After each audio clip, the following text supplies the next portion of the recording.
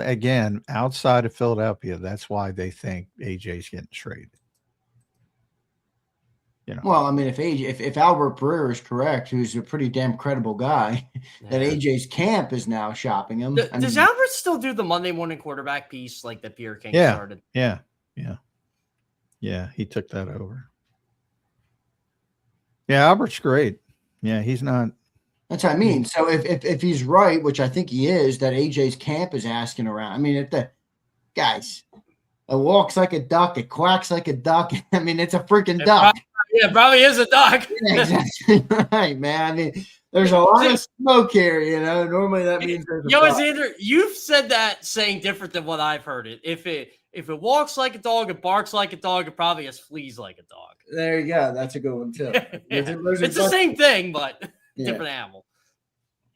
So I think AJ's might be gone. I'm starting to lose my confidence that AJ Brown's going to be. I just don't think Howie's giving him up. Howie's stubborn, man. I agree.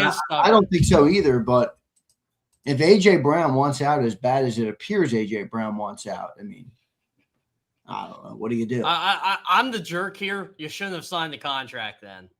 I agree with that, Jeff. But again, that's pie in the sky talk. I mean, that's a. Oh yeah. I mean, but that was 2 years ago too. Like a lot of people's opinions. It was very proactive. They didn't have to do it. They didn't have. Yeah, but it was coming off of 2 straight 1,500-yard seasons. So at the time, AJ wasn't disgruntled.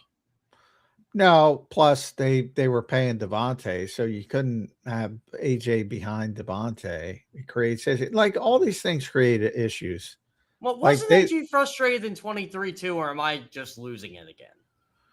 I don't know. 23 was the year he had 6 straight 125+ yard games. Oh no, he had a big year, but I thought he was frustrated with like how the offense was going. Yeah, how frustrated can you be? You got 1,500 yards. I've talked to AJ enough to know that he has never liked this offense. Never. He doesn't like his Tennessee. I mean, it's just the reality of being a receiver. Yeah.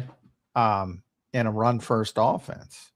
I mean, there's nothing wrong with that either. Yeah, had to deal with that in Tennessee too.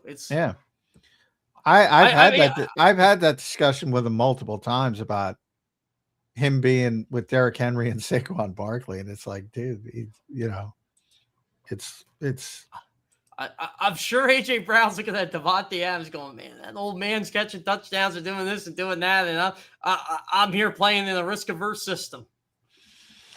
I don't think he likes the offense. And I think he knows he wants to be in an offense where that is high volume, passing offense. And that's not going to be here. It's not going to be here. Even with Sean Mannion? No.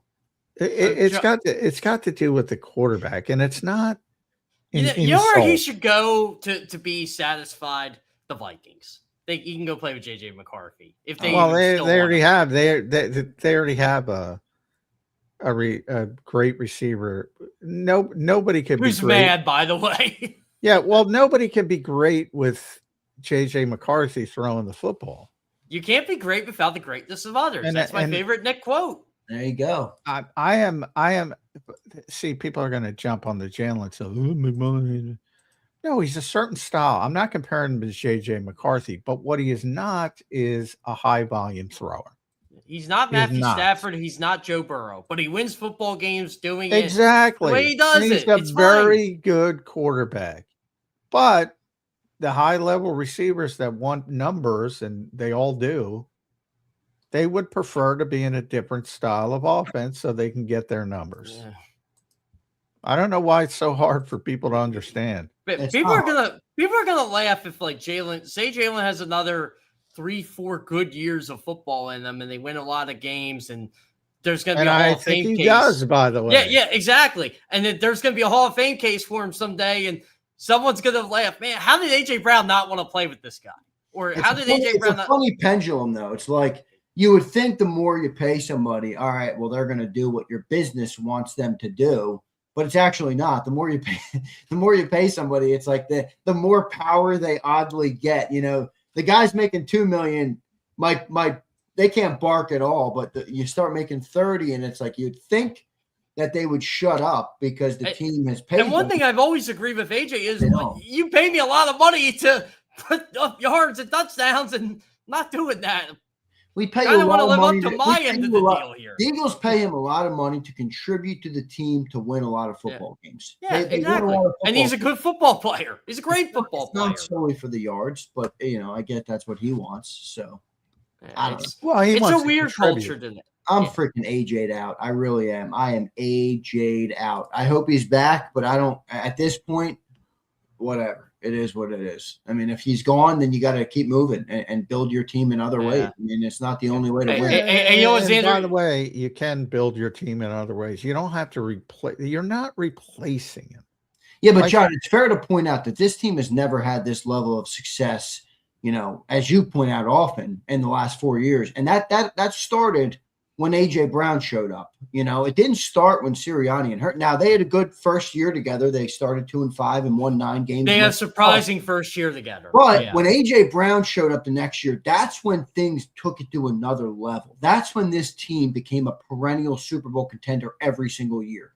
So if he goes, it's also fair to wonder, okay, well, what does this team look like after A.J. Brown's not? Well, no, it's fair. I'm not saying it's not fair. I'm just saying you don't have to replace and do the same thing. You can win in different ways. You can go get a big-time tight end. Maybe Kenyon Sadiq's the best tight end in the history of football, and you do it that way. I'm exaggerating, of course, right back. Well, then Jalen had to throw the ball in the middle of the field more. Well, yeah, a lot of things would have to happen, but maybe Sean Manning's the greatest play caller in the history of mankind, and he does improve. But what if AJ gets traded? DeVonta Smith has like 120 catches for 1,800 yards in the first. It's not going to happen.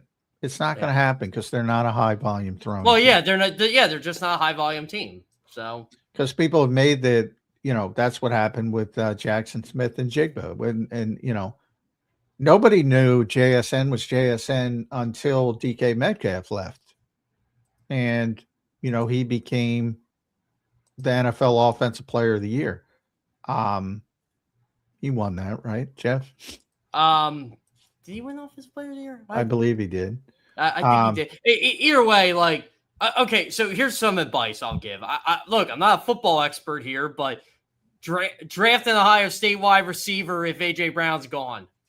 But the point is, Sam Darnold's a high volume thrower, so you can put up big numbers. Yeah. They're not going to put up that here. AJ topped out, with 1,500, which is awesome. But you're not going to be in the 1,800 Jefferson, Smith and Jigba, Puka Nacua realm. You need a high volume thrower to get there. And by the way, be careful what you wish for. Now, the Seahawks won the Super Bowl. But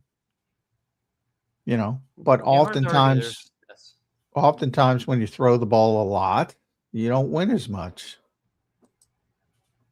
John, as you've talked about on this show for a long time, as we all want more passing. So we'll see. That's why I don't think you can't placate to everything AJ wants. But again, I'm over it. It is what it is.